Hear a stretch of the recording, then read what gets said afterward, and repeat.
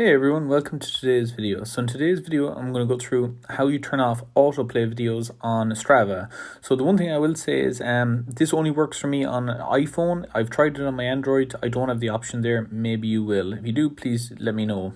Okay, so the first thing we're going to do is we're going to open the Strava app. You're going to go to your profile you are. On the top of your profile, you'll see there's a little gear icon. So I'm going to click on the gear icon.